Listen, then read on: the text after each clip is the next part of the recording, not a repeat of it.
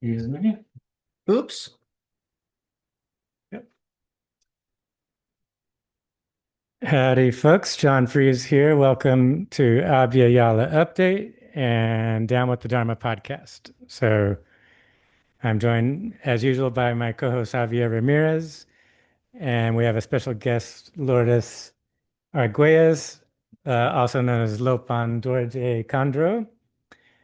And so, as usual, we talk about what's going on in Abya Yala from a Buddhist perspective and an indigenous perspective. And on today's episode, we're going to talk about spiritual care and what does spiritual care mean to us coming from our different traditions. And to start out with, we're going to have Don Javier share from his tradition. We also have Atticus joining us as well, the dog. For those of you who can't see, if you're just listening, we have a dog joining us too. Okay. Mi hija, Tamé, Ned Guayane, Javier Ramírez, None Lenka Potong, Nawate Choncho, Gabriel Shoshoni, Wishkoneha.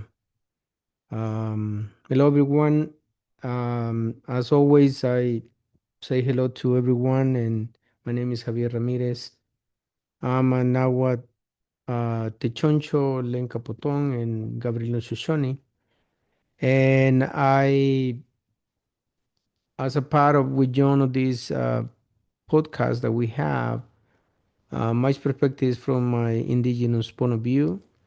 But my point of view, I always clarify doesn't represent the point of view of any of the nations I belong. It's only represent my own personal point of view. And as always, we always clarify the program is called Aveyala Update because these continent names that we use is Aveyala from the Cunas in Panama, which is now internationally recognized by many indigenous communities and nations around the continent. And that's why we use the term Abya instead of Toro Island or any other Anawa, Senganawa, or any other terms that people use to refer to the continent. Today, it's a particular conversation that we have, and we're glad that Nana Lourdes is with us. Because the recent, especially here in California, we have been almost 4 months within a situation where federal forces have been invaded our state. We're under siege, and they are kidnapping people in our communities. They are harassing anyone who tried to, defend others or trying to build and organize resistance against these fascist forces that we have in our state. Therefore, we decide that today will be a good idea to start talking about what's within this um, situation that we live in right now that is going to be not easy to handle in the future because this is going to continue. This is only the start. And we need to be ready to have different ideas of how we is, start processing what is we live in and how can we also help ourselves first and then help others in this process. Then when we talk about healing and other episodes we started to talk about healing and also preparing for the collapse of the of where we live. But today we want to focus on more of what is called spiritual care, which from my point of view is a really short understanding because there's no words in English that we can use to explain more about what we're going to talk. But I I think part of what we need to understand is the most of the time the Western mentality has been imposed to us to see reality in a more virtual way than real. And because of that, we had disconnected from that reality, and that reality has all our roots. Um, this started with the invasion of foreigners to this continent. Before that, we had a more connection with land, with everything that existed, and we had a balance, and trying to maintain the balance constantly in our communities. When the destruction came with the invasion. The invaders didn't had any culture or any civilization. They were really babies uh, in civilization concerns, because they found a really mature civilization here in Aveyala, and because they couldn't understand at that time that because they were babies, they destroy it. You know, they started to destroy our environment, our beliefs, whole culture, environment, and everything, and impose a new one. Um, for example, here in California, for the Gabrielinos who live here, um, the I know my mom always said we called Tobicar in the past before the invaders came. But now we call us Gabrielinos because of the missions. They invaded our space and they brought new things that eliminate then or invaded the natural plants, trees, and everything that we use. They change the way we eat. They contaminate our rivers. They destroy our forests and everything that we had as an environment. They impose to us uh, a new religion, a new language. In this case, because the Spanish were the ones who invade us, they imposed Spanish, the Catholic beliefs, and they imposed to us a different way of living. And by doing that, they started to destroy our connections between us first, and then the connection with our land and with all our relations. The animals related to us become something that we are disconnected from and we need to be afraid of. The plants become something that we can destroy or move as we want without any respect. We can cut trees and they didn't care about what the trees were suffering. And all of that disconnect us completely from what was our way of living. And because of that, many of us become sick, and that trauma have been coming from generation to generation. And now we need to start thinking about how we can reconnect back to that we had in the past, not because we want to go back to the past, we're in a different times, but how can we learn from what we had in the past to trying to reveal some connection that will help us internally and externally, um, emotionally, and all of that trauma that we live in right now, how those trauma that we carry from the past doesn't add up with the one we're receiving, and how can we start taking care of ourselves and our communities. And that's, I think, is a good way to start thinking about spiritual care and how each of us from different perspective can see that as a need in our community. Okay. That's thank you much. Um, so I wanted to talk about how do I understand spiritual care coming from mainly Buddhism, but also Taoism.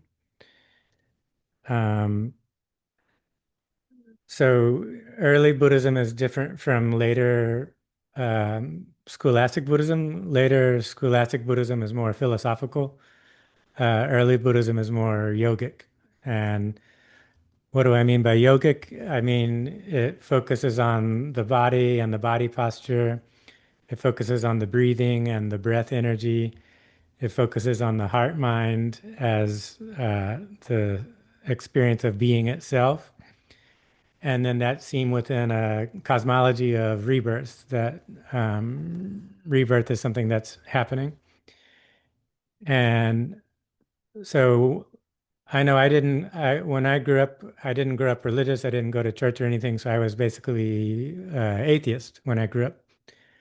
Um, but when I got to college, I started getting into meditation and trauma therapy. And I went to a Zen monastery and I learned meditation practice of counting the breath in the belly. And in Japanese Zen, this it's called the hara, and in Chinese, it's called the dantian. And so this is a breath energy point in the belly. And so I was doing a meditation practice of counting the breath and keeping my awareness in the belly. And a number of different things happened as a result of that. One is I started getting in touch with my body and I started detaching from my conceptual mind. I wasn't caught up in my thinking mind, I was more down in my body. And as a result of being in my body, then I had lots of repressed experiences coming up, lots of intense emotions and memories, a lot of sadness and anger come up.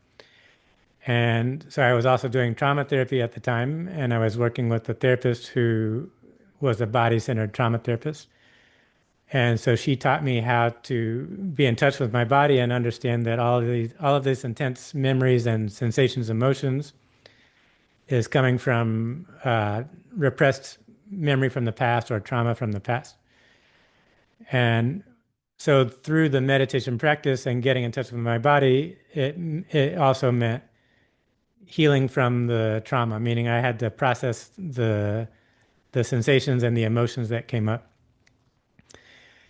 And then doing that practice, I also started to generate breath energy in my body. And so my meditation practice got to where I would feel more subtle energy in my body. And also the trauma therapist I work with, she was Buddhist and Taoist, and she also taught me acupressure. So I learned the breath energy channels in my body and how to use the different points on my body to do breath energy flows in my body. And so then as a result, I got in touch with my body more as more subtle energy and um, more breath energy states, you could say. And then, long story short, I spent time with different spiritual masters. And when I was in touch with these spiritual masters, they were radiating a spiritual energy that resonated with my heart mind. And so I had the feeling of getting in touch more with the heart mind. So getting in touch more with the deeper experience of being itself, which is more an experience I had in my heart and not in my conceptual mind. So the feeling I had was really coming home to myself as getting in touch with a spiritual ground that was within me, but I needed a tradition of practice and I needed teachers to be around me to help me to get in touch with that. And I think one of the main problems in our Western culture is it got disconnected from yogic spirituality, it got disconnected from indigenous spirituality. And so we lost the tradition that would teach us how to get in touch with ourselves, how to deal with our suffering, and then how to get in touch with the breath energy and getting in touch with the heart mind. So to me, our Western culture has become spiritually disconnected or spiritually uprooted.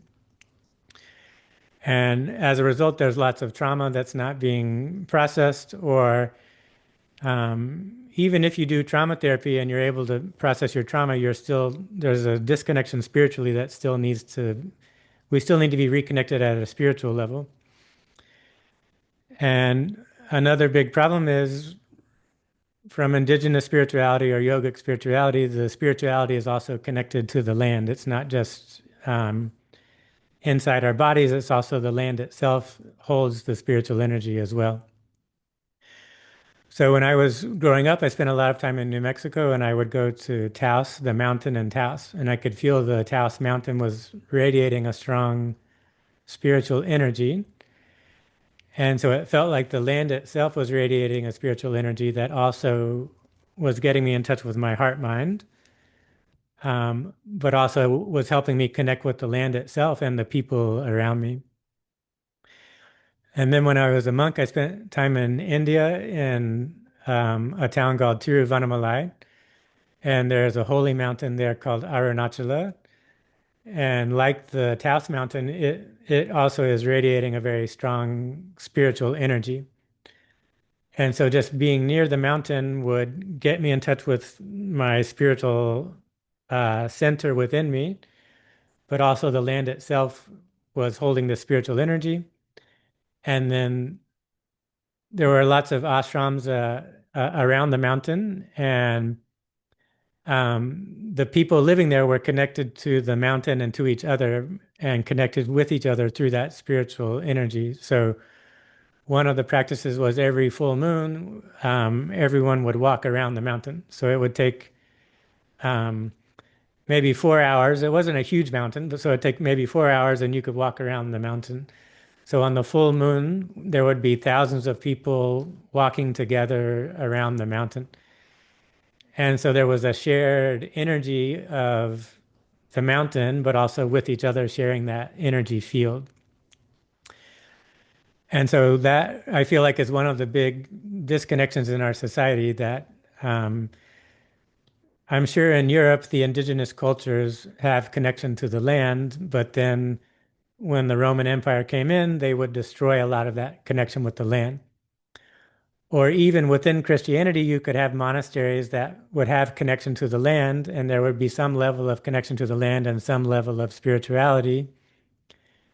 But over time, we've lost that also. So again, we get back to just a disconnection with our body and the spirituality and the land. And then within indigenous culture, within Buddhism, within Taoism, there's also a recognition of rebirth.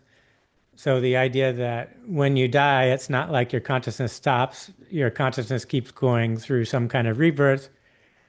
And in many ways, you can come back, you would come back to the earth in a new lifetime. And in some cultures, the rebirth is also seen as connected to the land, that the spiritual energy is in the land, and the rebirth is also connected to a connection with the land as well. So to me, one of our main problems in American culture is that uh, disconnection with each other. And so then we're alienated, and then we get stuck in systems that it turns into dog eat dog world, and we're just competing with each other to survive. We're within these systems that dogmatic Christianity will say only if you're in this church are you going to go to heaven, and everybody else is going to go to hell. So it creates an in group and an out group.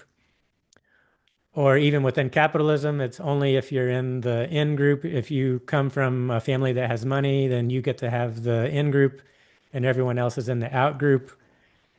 And so we don't treat each other as fellow human beings that are sharing the earth together and sharing a spiritual reality together. We're all alienated from each other. And so then that creates the ability to dehumanize each other and then exploit each other. Um, so we could say communism is better than capitalism because it says that we should be sharing the resources with each other. But I would say we also need a spirituality so that there's a connection with the land and with each other so that it's not just material, it's also spiritual that we're connecting with each other. And it's through that basis that we can heal from the trauma that's individual and collective, and we can switch from a system that is exploiting and destroying nature, destroying each other, to a system in which we're regenerating. The earth can regenerate, and we ourselves can regenerate in terms of our bodies, our energy, our spiritual energy, our souls.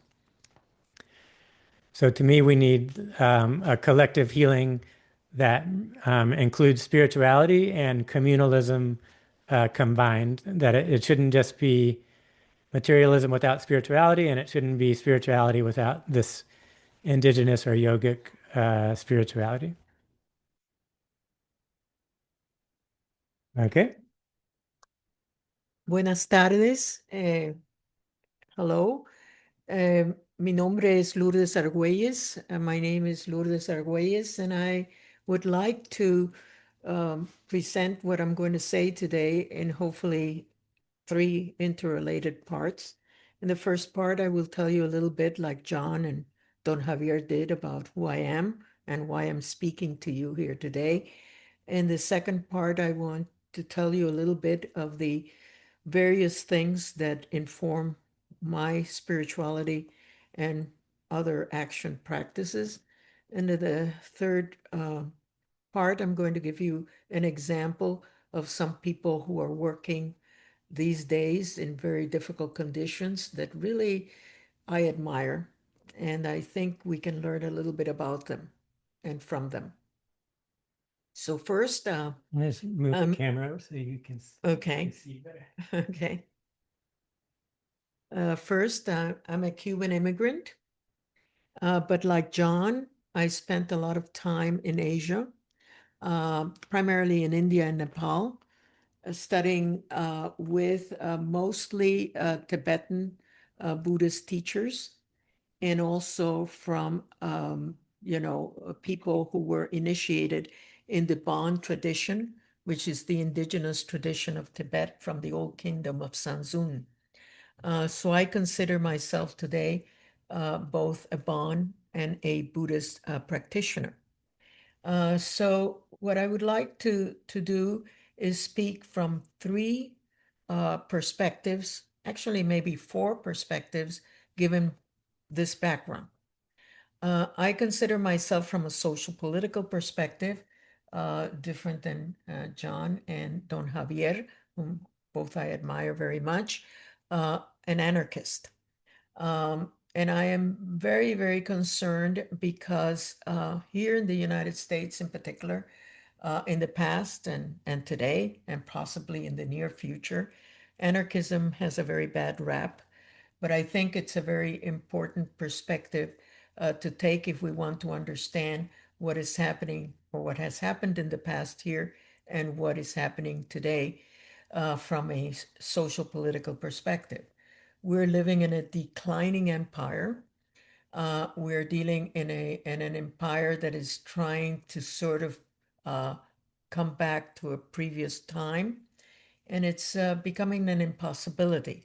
So we're seeing certain things that have been part and parcel of the history of this country coming back to haunt us. The thing that is different now than perhaps even 10, 20 years ago, it is that is more evident. So when we see the abuses that are happening today, when we see the raids, when we see the incredible inequality, the inability of people even who are working two or three jobs to make a living, we're seeing things that already were happening to a lot of people in this society, except that many of us ignored them. And so, and this is something that is not happening today, uh, but is going to be happening even with more intensity in the years to come.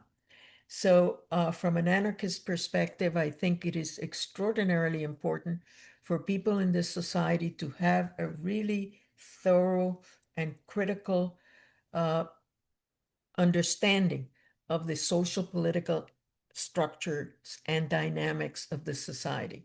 And I don't think that this is present here. It's not being taught, certainly in secondary schools or in our colleges and universities.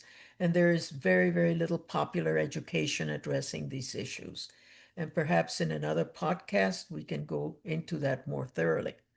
So the second thing that I wanted to talk about is the four perspectives that derive from my study and my practice of Buddhism and Bon.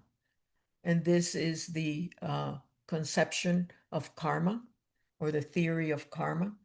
The second one is the conception of Buddha nature. The third one is the conception of compassion. And the fourth one is the conception that there are other entities other than humans that populate the world that we live in that we need to take into consideration. So let me begin by karma. We don't happen to live in the United States in the era of Trump just because our parents decided to have us one day having sex, and then we were born uh, 20, 30, 40, 50, 60 years ago. We happen to be here at this time, have been born in this country or come to this country like I did once because of our karma. And that means both our individual karma and our collective karma of previous lifetimes. And perhaps, again, in another podcast, we could go even more deeply into this. So we're here for a reason and we're here for a purpose. Second is the whole notion of Buddha nature.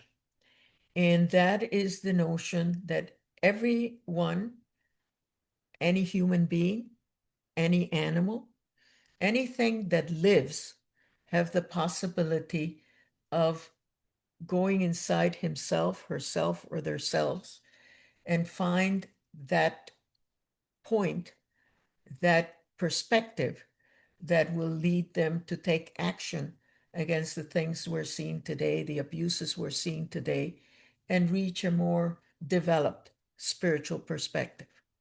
The third thing that I think we need to talk about is compassion, the ability to feel compassion and love for everything that lives. And by everything that lives, I don't mean necessarily only indigenous people, Black people, the DEI conception of who we should be taking care of.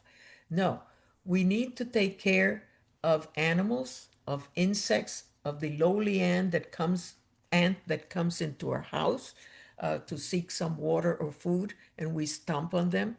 The spirits that are all around them, because they all have that ability, and they are in many ways Buddhas. And so this whole notion of Buddha nature, this whole notion of compassion needs to really, really be part and parcel of what we do and how we think. So let me then now give you an example.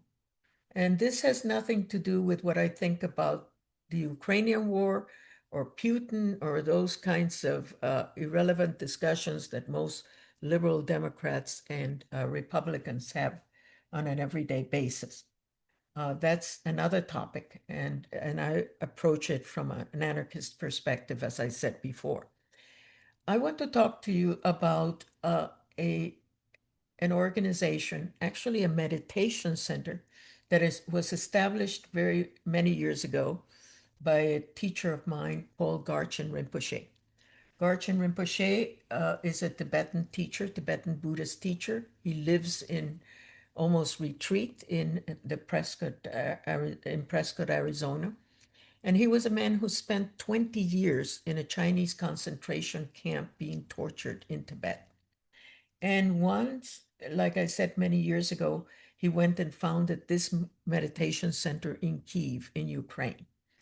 And today, 20 something years later, there's a group of Ukrainians there living from a Buddhist perspective, the war in Ukraine. And what are they doing? Of course, they're doing their meditation practice, they're doing all the rituals that are part and parcel of the Vajrayana tradition in Buddhism. And so what do they do other than that? Well, first of all, they're taking care of the most vulnerable populations. They're hiding them, they're sort of helping them escape bombings, uh, imprisonment, and so forth. That's one thing that they do. But the other thing that they do that may sound strange for me to talk about that is that in the middle of bombs, amongst ruins and everything like that, what are they doing? They're taking care of other species. They're taking care of dogs and cats and, you know, any wildlife that happens to be around. So, in other words, they have a conception of social justice that is not only about humans, but it's about multi-species. But in addition to that, they're doing something that I think is very important for our spiritual practices.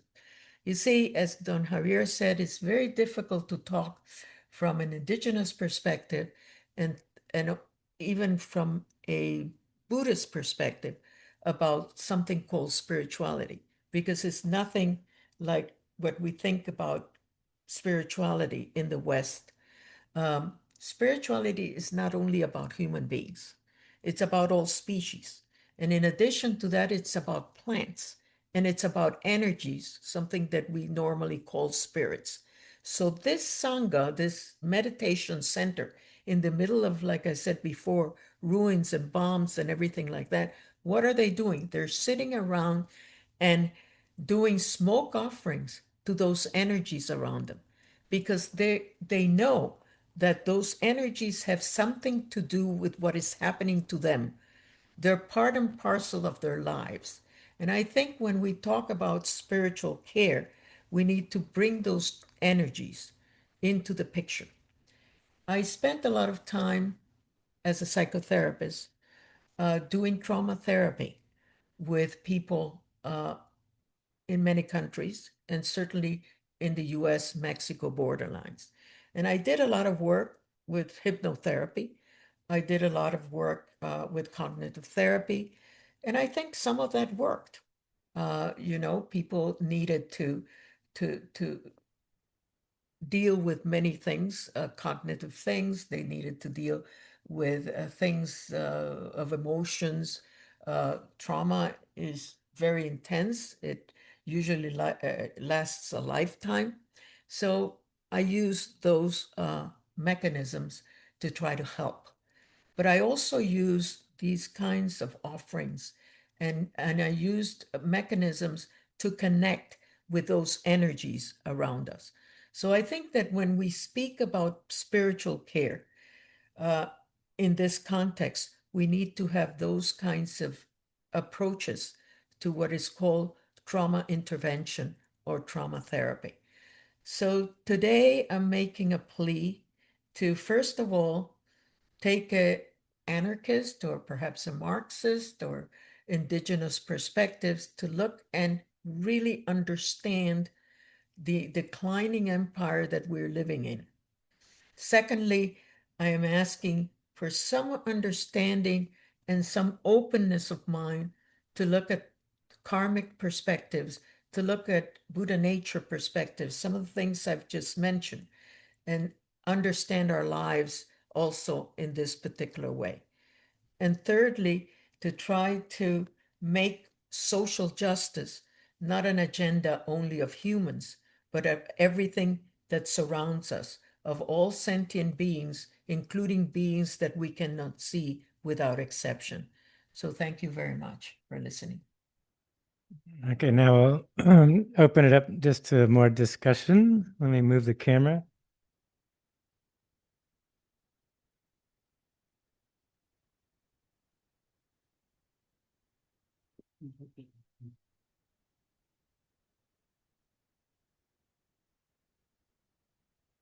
One thing that we were talking about before recording, I always bring up the four Purusharthas as a framework. So that's the four life goals that comes from Hinduism. And it says that there's Dharma, Artha, Kama, Moksha.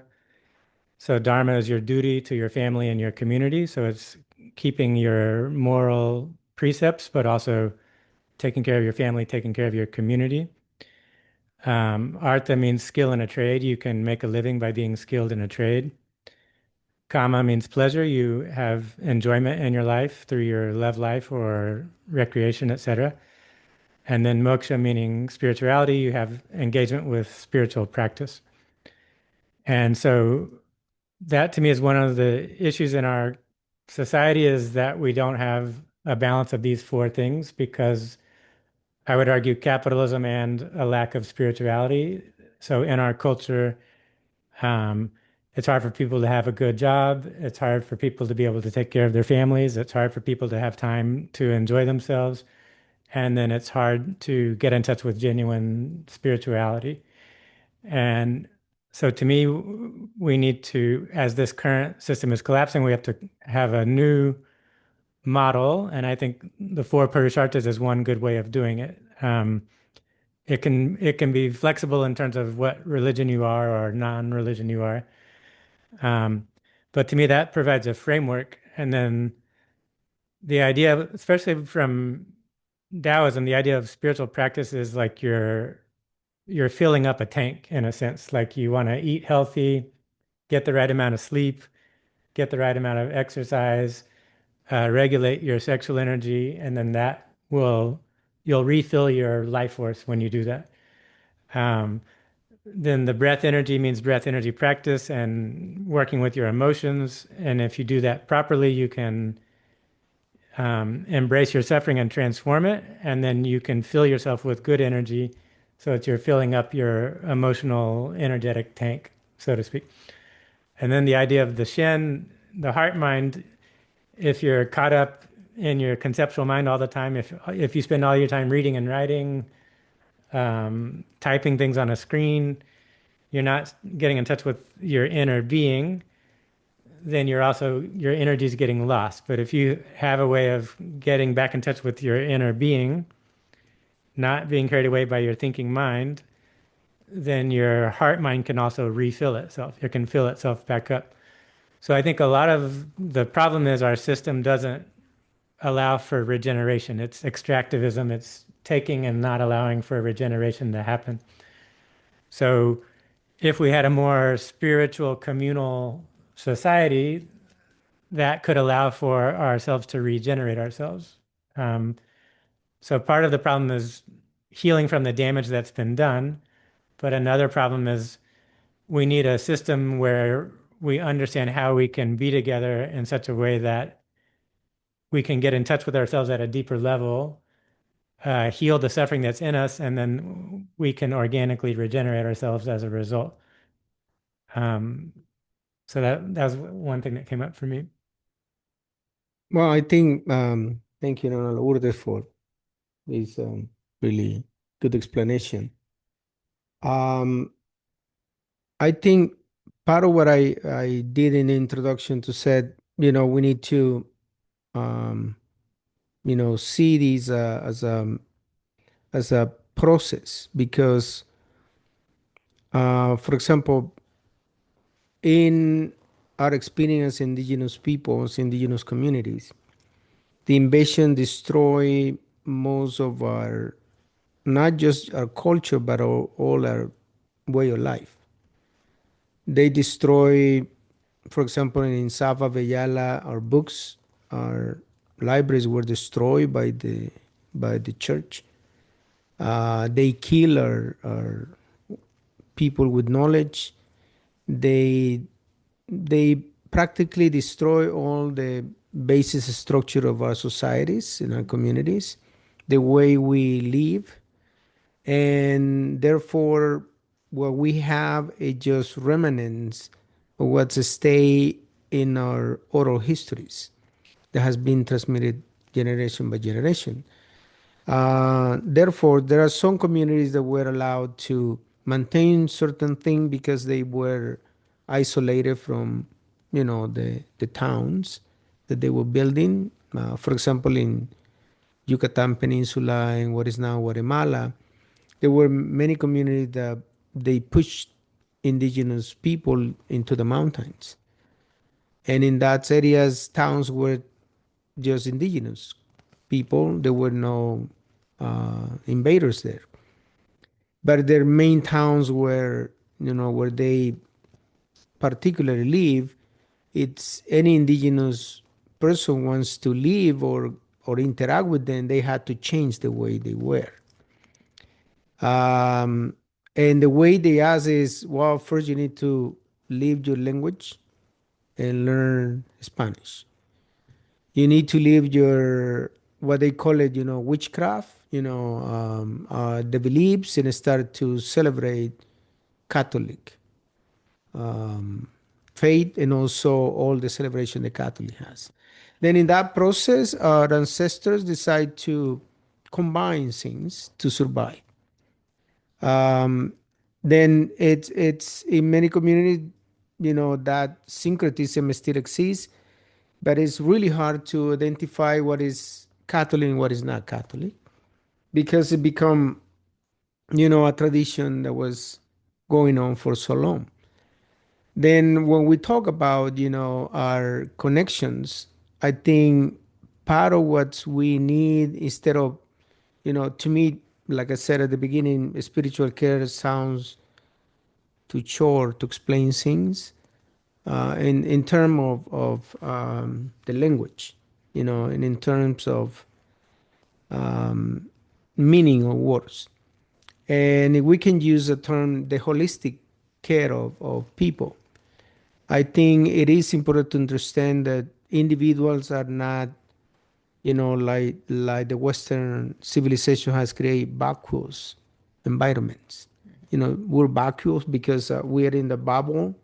We put the individual in the bubble instead of seeing that individual is part of a whole. And as you mentioned, the whole is not just where I live or my children, or if I have a partner, but um, the community I live, the rest of the family, the extended family that we have, we call circles. And in our circles, we expand the circles. As soon we interact, like I interact with John, he become part of my circle. Then I interact with you, Nana, and then you become part of my circle. And everyone that we, connect with different individuals, we expand those circles. But then we have also the others, um, living beings, that most of the people don't understand. For us also, like for example, we have here a crystal. This crystal has an energy, and for us, it's an important part of where we live too. The trees, the plants, everything has an energy that we need to respect because we are all related. And now, this the scientific knowledge, which is still in starting, to develop in a Western society, is starting to understand and how things connect. Our ancestors already knew the trees and plants connect underground, and now these people are starting to. We're gonna pause 1 second. Okay. Just get this stuff and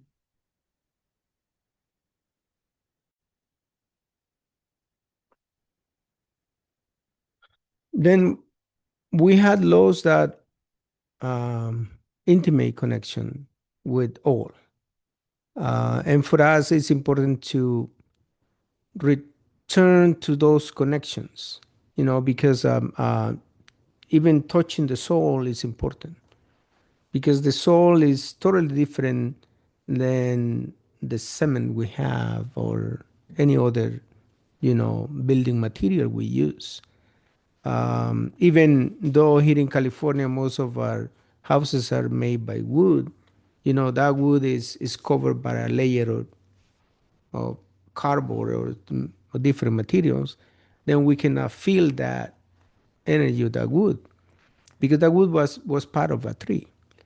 And that's why when people say, "Oh, I hear noises in my house," sometimes it's the expanding of the wood, because the wood, even though the tree is no longer alive, that energy is still there. And when we have wood in our houses, that is the manifestation of that energy. Then we always forget that also water is important. Water is life for us. And we have been always forgot, we drink water like nothing, or what is something that we should have. And it's not like that. In the past, we have to be careful with any source of water because our community survive. Our crops grow with that. Then whatever we maintain, we're trying to have that.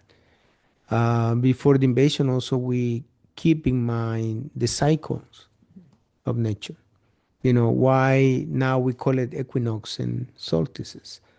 Because every season bring to us different experience. The environment change, and in that way we grow too. We change, but we have been forgetting all of that. All with John, we had talking about the rite of passages too. How we, as a humans, one thing that is important to remember is for the Western societies, the history is linear. For us, it's cyclical and in a circle. That's why our our history cannot match. Because this is a line for the Western, and for us it's a circle that goes up and up and up. It's Spiral. up, a spiral up. Then that is something that we have to re-encounter and starting to understand how time goes for us. Our ancestors wake up with the sun, and they take care of themselves with the sundown. It was the time for our bodies to relax, to reflect, to enjoy, our family, our food, and recuperate to get back the next day. And that's why people say, "Oh, like you mentioned, oh, you didn't, get more weight because you were more active." It's not that. It's because you went with the nature. You went with what is the cycle, natural cycle of life. The way you eat was based on what the environment provided to you. You didn't change the environment to modify something, to have something that you didn't need it. We had to receive the fruits, the seeds, plants, and all of that we eat from the nature in the environment we live in. For example, at the time, no, the Gabrielians were not invaded yet. We have different communities in near the mountain, part of the valleys, in the desert, at the coastline. Each of them has different type of food. And the way we knew it because we prayed. That's why, for example, the desert communities has seafood because of uh, that part of the trade that has different communities. But also the majority of the food that we had, we can now people talk about vegans. In our community, we're more vegan than anyone else because that was the environment, and we eat probably some seafood, not constantly, but even sometimes, depending on if there was a celebration or something. But most of our food were seeds, plants, fruits that were produced seasonally. Then our bodies were stronger at the same time. Then when we lose that connection is when inside of ourselves there's a missing thing, and that is what now we call trauma because something was taken from us. And one of our chief, Gabriel, always mentioned, to the when she talked to the children, and she said, "Can you imagine if someone come to your house and said, from now on you cannot get out, and you will not celebrate birthday, you cannot speak in English, you cannot watch TV or use your phone or your laptop or anything, unless we allow you to do that? How are you gonna feel?" And that's what they did to us. Then by disconnecting us from all of, create a different way of relationship that it was unnatural for us. And that has been with all the communities that they invade for generations. In Europe, in Asia, in Africa, they were imposing their own ways, to because they saw nature as a resource for them to use, not as a part of themselves. Then for healing, for me, it's important to start reconnected to those roots. And the ways we can do it is some use, um, counseling, but most of the time when we do counseling, we forget the connection that we need to make of that human being with the rest. because psychologists is a science, they want to be so scientific that they disconnect from everything. And you want to see only, oh, what is your trauma, and starting to go around that without noticing that it's connected to many things. We have a generational trauma, and in our own time, we have traumas too. Um, we know where these people have been living, in what environment that they have been living. I live in LA for a long time in areas where, you know, people, you know, was dead and nobody knew for what reason. Others were there because of drugs, others because of gang affiliation. And it was a violent environment constantly, at the point that for people was common life. It's not that, oh, shooting, okay, it's you put yourself down, and then when everything is gone, okay, you go back to your activity. That's the kind of environments we are living. Then now, in the present time, we have all these, kidnappers coming, raid in different places, getting people, extracting from their families and their communities, and the children don't know where the parents are. Then we are creating a different scene. Then when John was explaining about the connection, with our energy, it's important to remember that that energy is connected to the whole. And to me, part of what is also needed, and I agree with John, is the part of it we're missing is a ceremonial part. Because our ceremonies could be different, but it's all the ceremonies' goal is to connect you with the whole. It's connected with community, but also with land and with all your relatives, with the energies.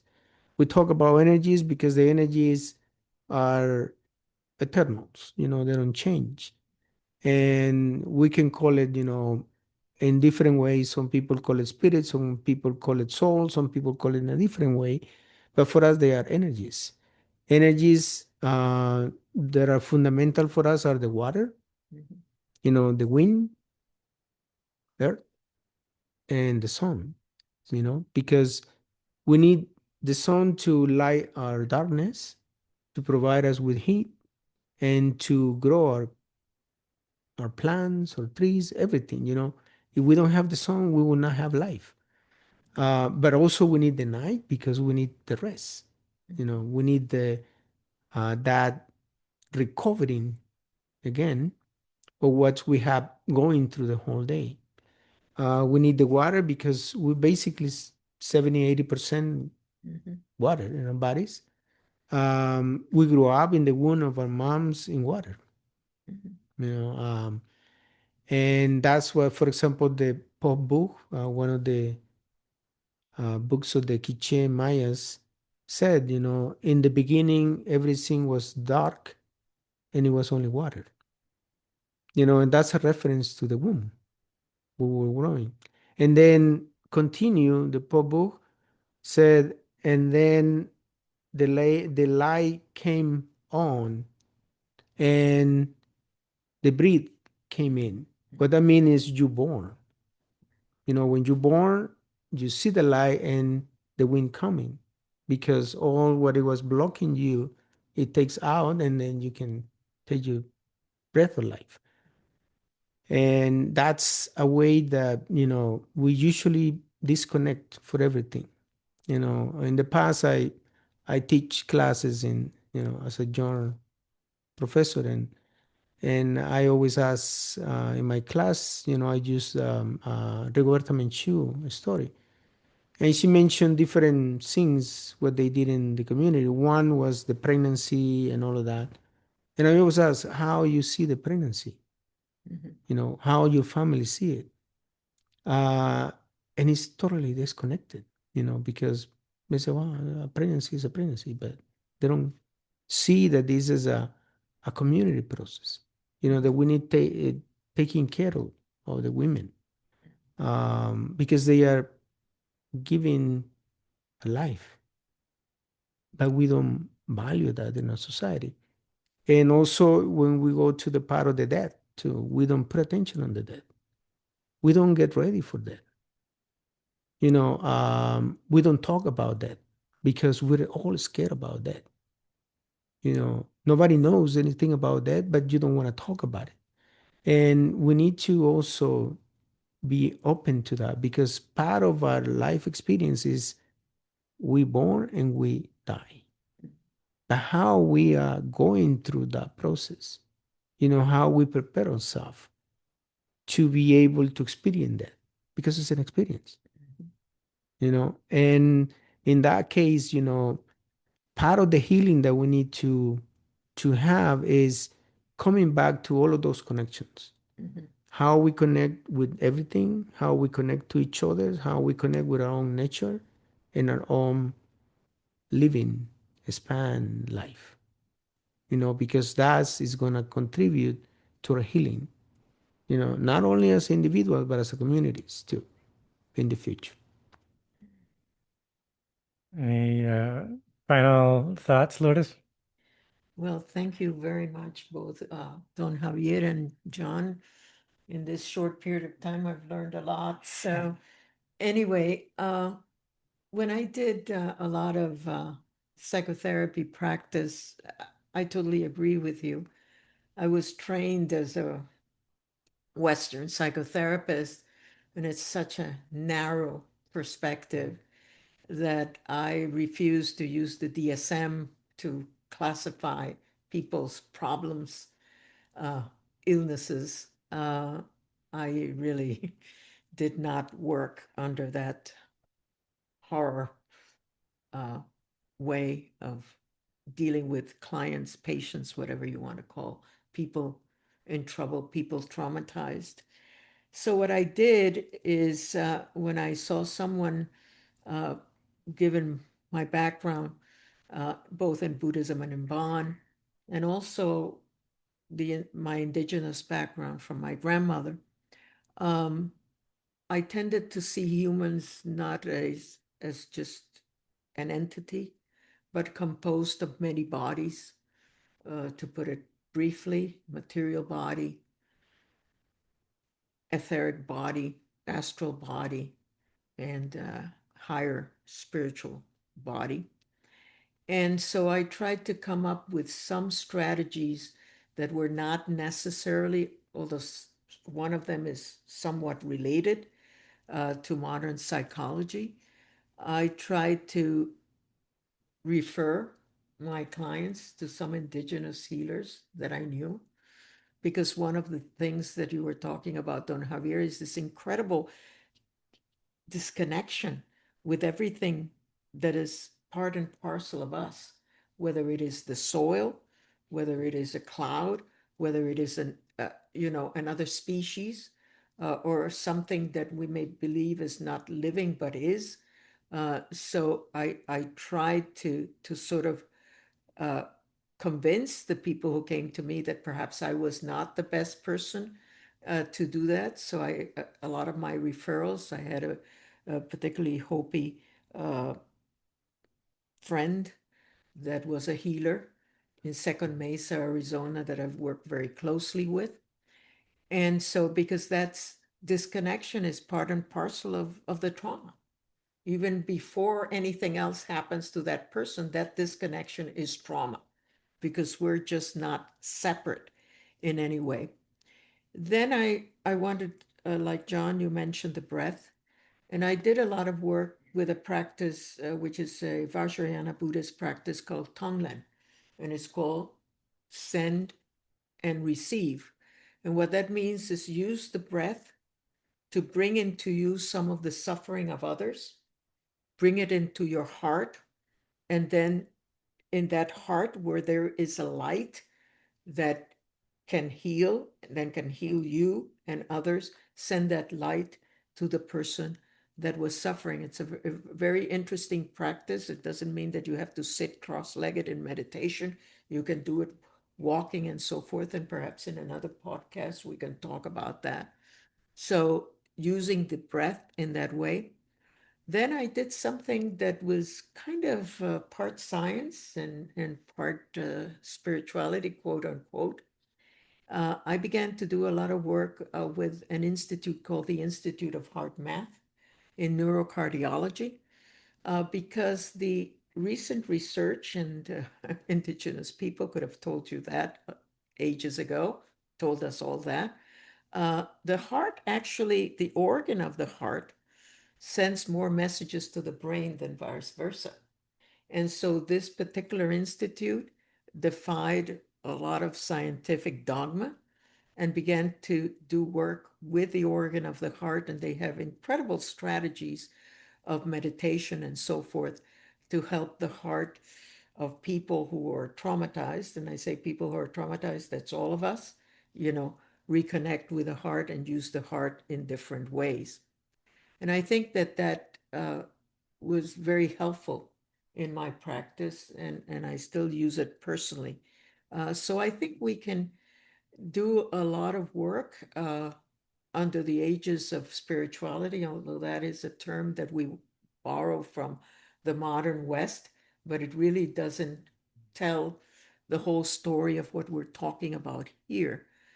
And I think both Don Javier, John, and I are really committed to working in this context, politically, socially, uh, understanding what we're facing from those perspectives, and then developing these kinds of approaches to help ourselves and help others survive this particular time of what we called in the Hindu and Buddhist traditions the Kali Yuga. Thank you So very much. that's all I have. Okay. Thank you. Until next time.